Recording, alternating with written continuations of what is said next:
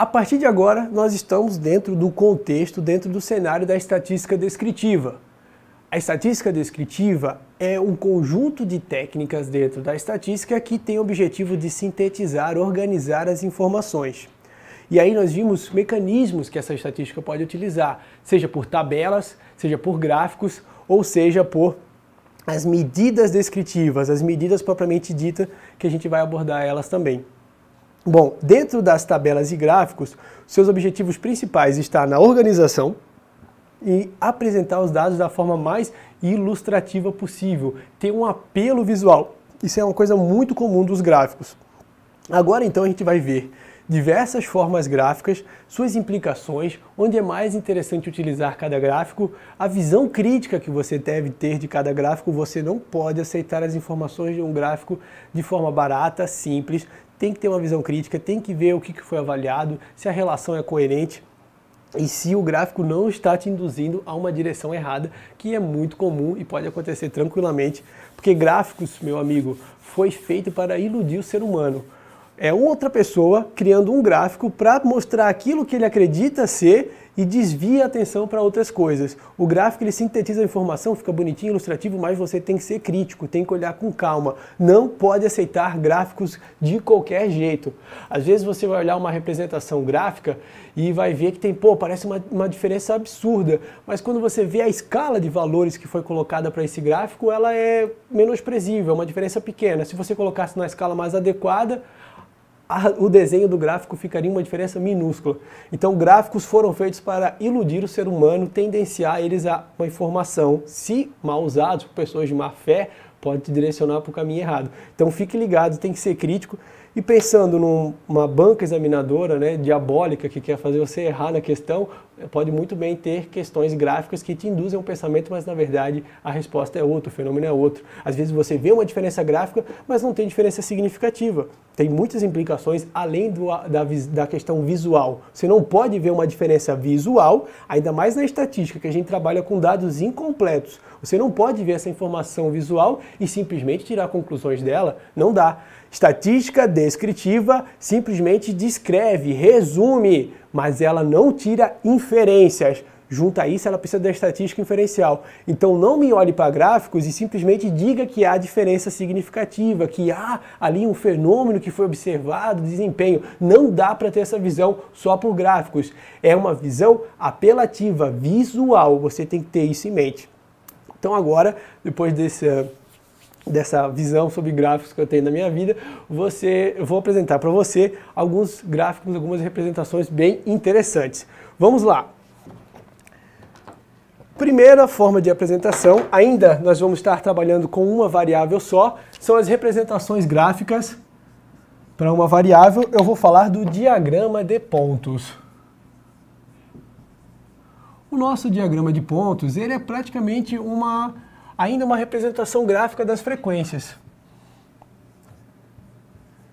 Só que ele tem umas particularidades na sua forma apresentada. Primeiro, ele só tem um eixo.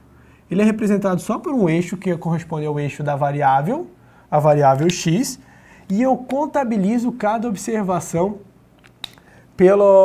por pontos. Eu contabilizo por pontos. Vamos pegar aqui, vamos voltar aqui para o material. Eu quero pegar o mesmo objeto de estudo que a gente já abordou. Aqui tem um exemplo e nós vamos começar a ver a forma gráfica. Ó, diagrama de pontos. Aí aqui o exemplo, aqueles dados referentes à quantidade de drogas em quilogramas apreendidas por semana em uma delegacia de polícia. Está aqui o nosso conjunto de dados, certo? Como é que eu vou representar ele pela forma de um diagrama de pontos? Eu vou pegar cada observação e cada representação, cada observação vai ser um ponto só. E aí a gente vai formar o diagrama de pontos. Então vamos aqui para o gráfico, vamos ver como é que é. É uma forma bem simples, mas você pode se deparar na prova. Ó, nós temos a observação 0, nós temos a observação 5, nós temos a observação 10, temos a observação 15, a 20 e mais para frente aqui nós temos a 30. Ó, eu tenho uma observação só no número 0, um pontozinho. Uma observação no número 5, um ponto. Um ponto no 10 também. No 15, eu já tenho 3 observações, 3 pontos. No 20, eu tenho 2 observações, 2 pontos representativos e um ponto aqui. É uma forma bem simples, tá? Ela só, veja que aqui está quase a ideia de uma frequência, de uma tabela de frequência, ou uma curva de frequência. Você consegue ver aqui um histograma de modo geral, mas é representado por pontos. Se você encontrar na sua prova, não se frustre, cada ponto é uma observação, não precisa nem do eixo da ordenada aqui, porque o ponto já contabiliza. Usada para quantidade de observações pequena, tá? Não tem como trabalhar com muitos dados aqui. Então essa é a nossa forma de representação gráfica. Diagrama de pontos. Próxima forma de representação. Aqui eu sempre vou mostrar o gráfico feito aqui só para vocês verem, tá? Mesma ideia. Diagrama de pontos. O nosso diagrama agora de ramos e folhas. Isso é muito comum, você vai encontrar muitas vezes esse diagrama de ramos e folha nas provas. Como é que ele é composto? Ele é outra representação gráfica, tá? Ele está esquematizado aqui. Você vai ter uma linha no meio separando. E a gente fala o quê? Que esse lado aqui é os nossos ramos. E esse outro lado aqui são as folhas. Como é que compõe cada observação? Vamos para o quadro. Eu quero mostrar isso para vocês desenhando no quadro. Bom, o nosso diagrama de ramos e folhas. Diagrama de ramos e folhas.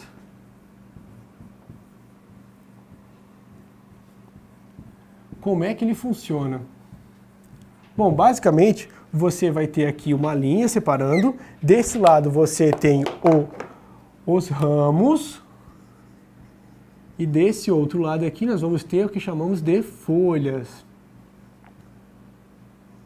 As folhas. Como é que funciona isso aqui? No ramo eu vou ter um valor fixo. Aqui, por exemplo, no exemplo que eu abordei, 16, 17... 18, 19, 20. E aqui nas folhas eu vou ter vários números alinhados. Deixa eu pegar aqui no exemplo. 1, 2, 2, 6, 4, 5, 4, 4. Aqui tem um 4 duas vezes. 4, 4, 5, 7, 7, 8. Aqui eu vou apresentar até o 18. 1, 1, 3, 4, 5, 5, 5, 6, 6, 7. E assim por diante. Mas o que acontece? Esse ramo representa o primeiro número, o primeiro grupo de números que vai, de algarismos que vai compor o número. E aí, cada observação consiste no quê? Na concatenação. Eu vou concatenar um ramo com suas respectivas folhas. Então, a minha primeira observação desse conjunto de dados consiste no quê? Em 161. Ali está o nosso objeto de estudo. Vamos supor que eu estou avaliando a altura, né, aqui em centímetros, por exemplo. A nossa primeira observação é 161.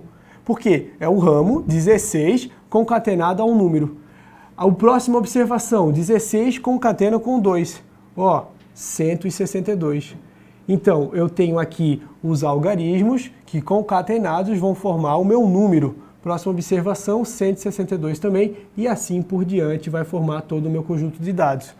Para mim saber quantas observações eu tenho no total, basta somar cada folha, pois as folhas representam cada observação numérica que concatenada ao ramo vai formar um conjunto de dados. Então vem aqui para o material, para o nosso slide. Então, como é que eu formo? A concatenação do ramo com a folha gera uma observação. Ele também fornece a ideia da distribuição e a frequência, porque se eu pegar aqui, tá virada no outro sentido, mas está a frequência ali indiretamente. Dá a ideia da distribuição dos dados. E além disso, aqui seria uma forma de como os dados são representados, né? Se eu pegasse cada um concatenasse certinho, eu teria esse conjunto de dados. Veja que já serve para dados numa escala mais média, né? Porque eu já consigo representar bastantes dados. Ficou bem resumido aqui, ficou bem resumido e tem uma quantidade considerável de valores comparado aos exemplos que a gente já havia abordado.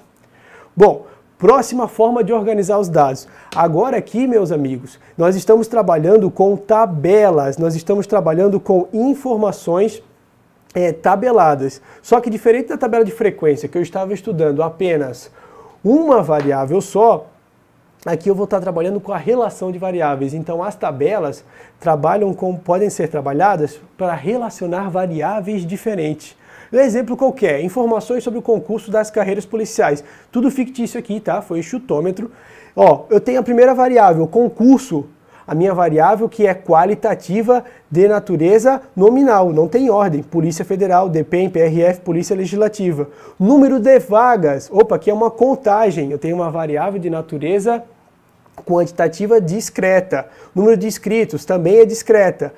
Remuneração, uma variável quantitativa, contínua. E por último, a dificuldade, aqui um critério subjetivo qualquer, alto, média, baixa, aqui já é uma variável qualitativa ordinal. Só para mostrar para vocês que as tabelas podem, além de relacionar a frequência, podem relacionar diferentes variáveis. E cada linha vai fazer a associação dos valores de cada variável. Então eu posso interpretar que a Polícia Federal tem 600 vagas, 85 mil inscritos, remuneração de 12.600, considerar dificuldade alta por algum critério qualquer. Isso aqui é só hipotético. Tá? As tabelas vão fazer esse alinhamento. Onde que as tabelas são mais interessantes? Em bancos de dados, porque a gente trabalha com muitas informações, a gente tem muitas variáveis, que no banco de dados a gente chama de atributos, e aí a gente precisa ordenar eles em tabela, fica muito mais útil. Aí eu estou trabalhando com variáveis diferentes, a forma de representação gráfica para mais de uma variável. Até o momento eu estava vendo uma variável só. As tabelas de frequência que nós abordamos e também teve o diagrama de folhas, o diagrama de pontos, todos eles eu estava analisando uma variável só. Tá, agora a gente vai começar a abordar outros gráficos, gráficos que vão trazer relações entre variáveis. Ó, aqui nós estamos trabalhando com mais de uma variável agora, fique atento com isso. A primeira relação que a gente pode abordar é a relação de uma variável qualitativa com uma variável quantitativa. Aí aqui eu vou dar um exemplo. Um objeto de estudo qualquer, quantidade de prisões efetuadas por mês nos estados do Sudeste brasileiro. Um exemplo qualquer, valores fictícios. Aí aqui eu tenho os 4 estados do Sudeste brasileiro, Rio de Janeiro, São Paulo, Minas Gerais e Espírito Santo. Aí eu tenho formas gráficas de representar isso. Como é que eu vou representar? Vamos lá para o quadro. A nossa próxima forma de representação, aqui eu já estou analisando mais do que uma variável. Lembre-se disso, forma de representação gráfica para mais de uma variável. Aqui eu vou trabalhar com o nosso diagrama, não, desculpa, diagrama não, eu vou trabalhar com gráficos que relacionam variáveis. Esse primeiro gráfico que eu vou mostrar para vocês é o gráfico de colunas. Gráfico de colunas. Por que o gráfico de colunas é mais apropriado para trazer a relação de duas variáveis? Duas variáveis que seja uma qualitativa e a outra quantitativa. Eu vou mostrar para vocês por quê. Bom, eu tenho os 4 estados do Sudeste brasileiro. Aqui a ordem tanto faz porque elas são variáveis nominais. São Paulo, Espírito Santo, Minas Gerais... São Paulo, Espírito Santo, Minas Gerais e Rio de Janeiro. Estava trocando aqui qual que era o próximo. E Rio de Janeiro, tá? E aqui, ó, aqui eu tenho os estados. E aqui eu vou ter a minha variável que eu estou medindo, que é uma variável quantitativa discreta, né? Quantidade de prisões, é contabilizações. Então aqui é quantidade de prisões. Ó, em São Paulo, o que eu observei? Eu observei 5 mil ocorrências de prisões no mês, 5 mil. Olha isso aqui. Então eu vou representar esse tipo de gráfico aqui, ó, um gráfico de coluna. E a altura da coluna vai até o valor 5 mil. No Espírito Santo eu observei 2.600. Vamos botar aqui mais embaixo, 2.600. Aqui em Espírito Santo, a altura dessa coluna vai até 2.600. É uma altura menor. Em Minas Gerais eu observei 3.200, uma altura um pouco maior que o Espírito Santo. E no Rio de Janeiro eu observei quase 6.200, uma altura a maior de todas as alturas. Ó, o que eu tenho aqui? Eu tenho gráficos de colunas e eles são os mais apropriados para representar variáveis de natureza qualitativas, porque uma coluna dá uma ideia de sedimentação, uma ideia de algo concreto, algo rígido, firme. Sedimentada, essa era a palavra que eu queria falar. E aí você consegue ver que uma variável qualitativa, não existe transição entre São Paulo e Espírito Santo. Não para essa variável. Se estivesse falando de distância, quilometragem, poderia ter. Mas o que é a quantidade de prisão que ocorre daqui para cá? Não existe. Então a coluna é mais apropriada, porque dá essa ideia rígida. Essa variável é uma classe, é uma categoria, e aí a coluna representa uma variável qualitativa. E a altura dessa coluna são as quantidades, que aí eu associo a nossa variável quantitativa. Então esse é um gráfico apropriado para trabalhar justamente com essa relação. A relação de uma variável qualitativa, categórica, classes definidas com sua quantidade.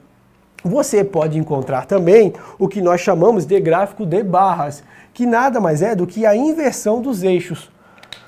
O gráfico de barras, ele apenas vai mudar, ele vai colocar o que eram as colunas, que vão virar barras, ele vai colocar no eixo das ordenadas. Então aqui, gráfico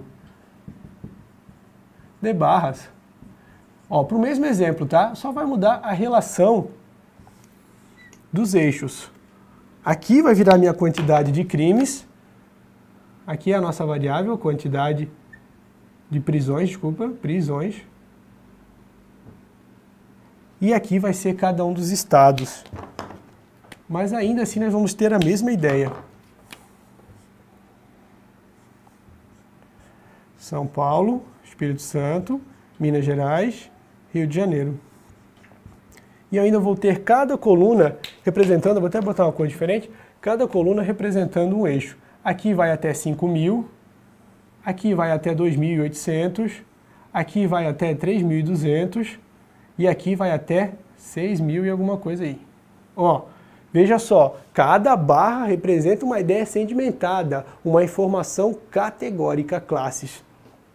E aqui a nossa quantidade, aí o comprimento da barra vai representar a quantidade. Por exemplo, aqui nós temos o valor de 6.200, só para ter uma ideia que representa a quantidade.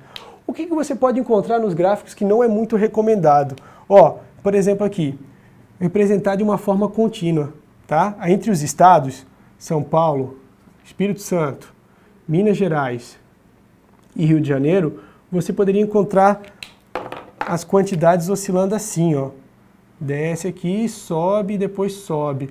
Isso não é indicado porque são variáveis qualitativas. E essa ideia de reta dá uma ideia de continuidade, de transição entre as duas. Você pode encontrar alguns gráficos assim, uma variável qualitativa representada por polígonos? Pode, mas não estaria completamente correto, tá? A ideia, eu quero que você olhe para esse gráfico e associe a sedimentação a uma variável qualitativa. Outra coisa, muito cobrado em prova, muito cobrado nas provas de estatística. Ele vai te dar esse gráfico e vai dizer que é uma tabela de frequência. Errado, não é uma tabela de frequência. Por quê? Eu estou estudando duas variáveis diferentes.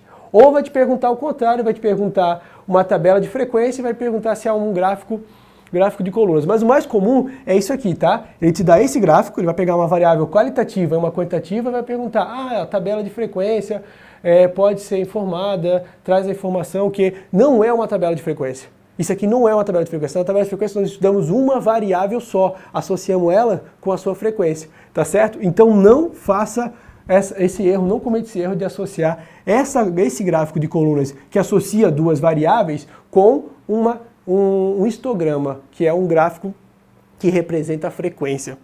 Bom, outra forma ainda para o mesmo exemplo,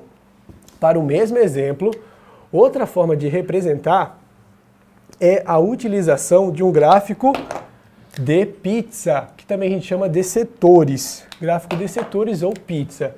É uma outra forma gráfica que ainda eu vou estar focando em quem? Nas variáveis qualitativas com uma quantitativa. Gráfico de setores. Nos gráficos de setores, a gente vai ter a seguinte representação gráfica. Eu vou ter um círculo. Isso é o setor.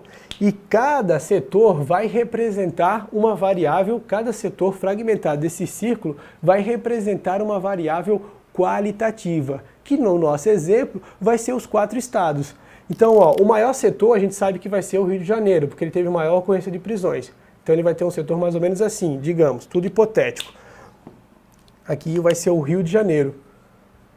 O próximo setor, que vai ser um maior, mas um pouco menor do que Rio de Janeiro, vai ser São Paulo. Vamos supor que ele tem isso aqui, um pouquinho menor.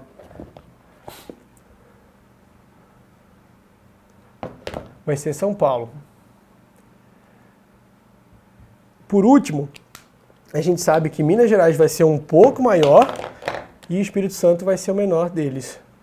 Ó, vamos supor que aqui Minas Gerais é um pouco maior e Espírito Santo fica com o último. Aqui só uma representação gráfica.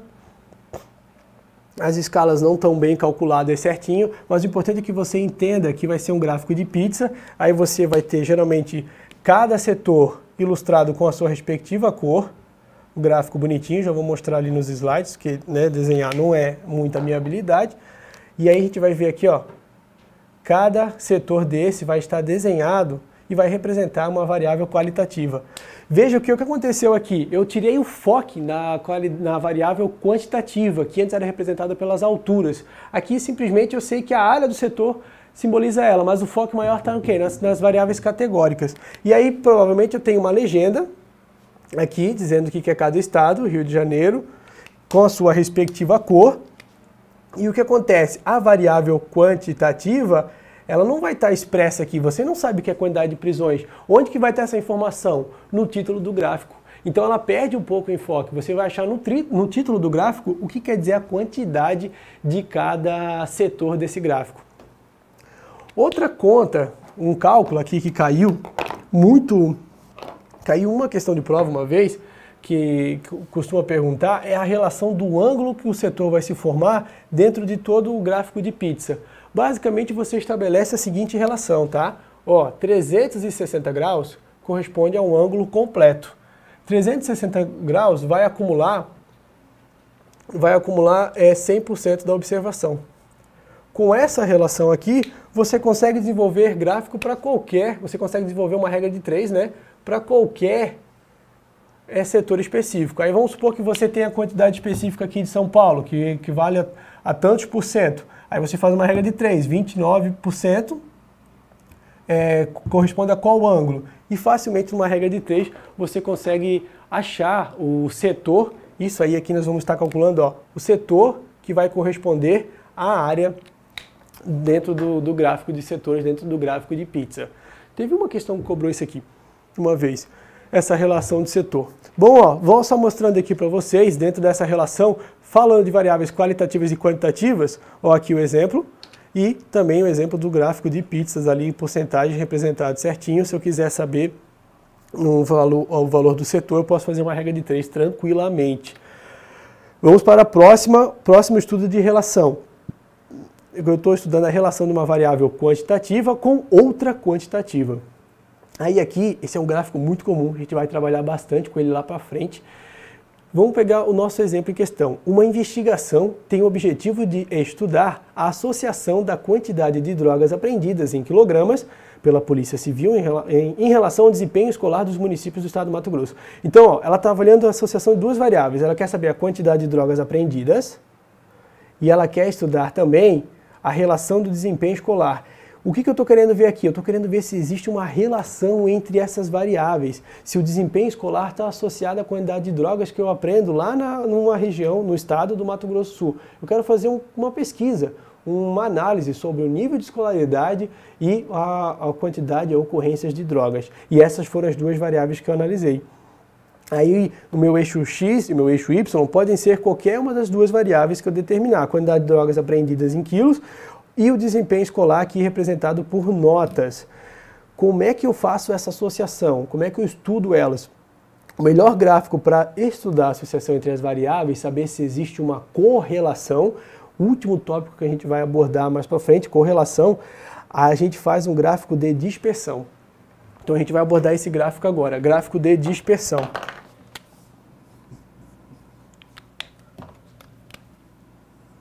No gráfico de dispersão, eu estou analisando duas variáveis quantitativas. E eu vou representar eles a partir de pontos. Só que aqui, ó, são pontos que vai ter um par ordenado de informações. Ou seja, vamos supor que aqui é o nível de escolaridade. Vou botar aqui como escolaridade. Foram notas, né? E aqui a quantidade de drogas. Vou colocar aqui, só abreviando, a quantidade de drogas em quilogramas. ó, eu faço a relação entre elas. Então, eu vou fazer uma relação ordenada para o nível de escolaridade. Vamos supor que aqui eu estou avaliando municípios dentro da região de Minas Gerais, de Mato Grosso, né, que foi o exemplo que eu abordei. Para esse município, eu tenho esse desempenho escolar e eu tenho uma quantidade de drogas apreendida. Opa, eu tenho uma informação coordenada entre duas variáveis. E aí eu vou simbolizar um ponto qualquer. A tendência, né, é que quando aumenta o nível de escolaridade numa região, no município, eu começo a observar uma queda na quantidade de drogas. Isso é o que a gente espera, né? Eu estou só simulando o exemplo. Mas, ó, como é que você vai observar isso no gráfico de dispersão? Você vai ver pontos, alguns vão sair desse padrão, tá? Você vai ver aqui, com nível de escolaridade maior, você pode ver um ponto mais alto, mas a tendência é que isso vai se reduzindo. Você vai ter menor incidência de drogas com a maior escolaridade de um município que pertence dentro do Mato Grosso, que foi o exemplo abordado no nosso objeto de estudo. Esse gráfico de dispersão também é chamado de gráfico de correlação. Vou colocar aqui, também pode ser chamado de gráfico de correlação. A gente estuda a correlação de variáveis também em estatística. Esse gráfico, ó, o gráfico só mostra a tendência da correlação entre as variáveis, ele não a quantifica. Quantificar é outra coisa, é um procedimento matemático e a gente tem que fazer inferências sobre isso. Veja bem, não se iluda ao ver isso aqui, dizer que simplesmente a escolaridade influencia na quantidade de drogas apreendidas nos municípios. Não pode. Isso aqui é uma visualização gráfica, tem um apelo visual. Você precisa saber utilizar a matemática ao seu favor para saber se isso condiz com a verdade, condiz com a realidade. E aí você consegue ver aqui uma relação. Se você tracejar uma linha, você vê uma relação inversamente proporcional nesse exemplo hipotético que eu passei para vocês. Vocês conseguem ver essa relação. Isso é um gráfico de dispersão simbolizado por pontos que mostra a relação de duas variáveis. Ó, e sempre que você está trabalhando com o gráfico, você deve olhar os seus eixos. A primeira coisa, viu o gráfico, o que é cada eixo, o que é cada coisa, qual que é a unidade de medida aqui, escolaridade é notas, aqui é quilos, observa os valores, observa as escalas, observa o desenho gráfico. E se ele é coerente, se eu posso tirar inferências sobre ele, beleza? Esse é o gráfico de dispersão que você vai encontrar, associação entre duas variáveis. Vamos voltar aqui, o exemplo qualquer que eu abordei, ó, aqui com valores hipotéticos, a gente vê a relação do gráfico e a sua tendência, nesse exemplo que eu abordei, a sua tendência inversamente proporcional, aumentando um, reduz o outro. Por último, ainda trabalhando com relação quantitativa com quantitativa, nós vamos trabalhar com variáveis que geralmente vão estar associadas a uma série temporal ou espacial. Quando a gente está trabalhando com essa relação, duas variáveis qualquer, mas existe uma certa sequência lógica no tempo e no espaço, o gráfico muito indicado para fazer isso é o gráfico de linhas, o gráfico de polígonos de modo geral. Aqui um exemplo qualquer, registro de denúncias da delegacia Y no decorrer de 20 dias, após fatos que levaram à calamidade pública do município. Aí houve um fato de calamidade, eu avaliei o registro de denúncias após esse fato. Eu quero estudar o que está acontecendo com a população após ocorrer um certo fato que levou à calamidade. E aí eu avaliei a quantidade em dias, no nosso eixo X, ó, aqui tem uma escala temporal. E avaliei o registro de denúncias. E aí eu tenho uma associação, ó, para o 0 eu observei 20 denúncias. No dia 5, eu observei 18. Ó, escala temporal, eu adotei que o primeiro momento é 0 e comecei a contabilizar os dias a partir daí e comecei a observar valores. Aí agora eu vou formar o nosso gráfico, que eu chamo de gráfico de linhas ou gráfico de polígonos, né, para representar. Vou botar aqui gráficos de linha. Nossa última representação gráfica, gráfico de linhas, ou gráfico de polígonos. Só que aqui, ó, diferente daquele polígono ou curva de frequência, aqui também eu estou trabalhando com relação entre duas variáveis, gráfico de polígonos ou de linhas, tá? Você vai encontrar os dois nomes. Aqui a gente tem a relação do quê? Deixa eu colocar aqui também linhas. A gente vai ter a relação de duas variáveis, só que geralmente, a variável que tem uma certa sequência lógica, uma escala temporal ou espacial, ela vai estar representada aqui nesse eixo, que nesse caso é tempo. O tempo em dias. E aqui eu tenho a nossa variável quantitativa, que ela vai ser, nesse caso que eu abordei, ela é o registro de denúncias. Então aqui eu vou botar registros. É contabilizações, então é uma variável da natureza quantitativa discreta. E aí eu tenho aqui o dia 0, eu botei em 5 e 5, dia 5, dia 10, dia 15, dia 20 e foi até aí. No dia 0 eu observei o quê? Eu observei 20 denúncias, então aqui está o 20.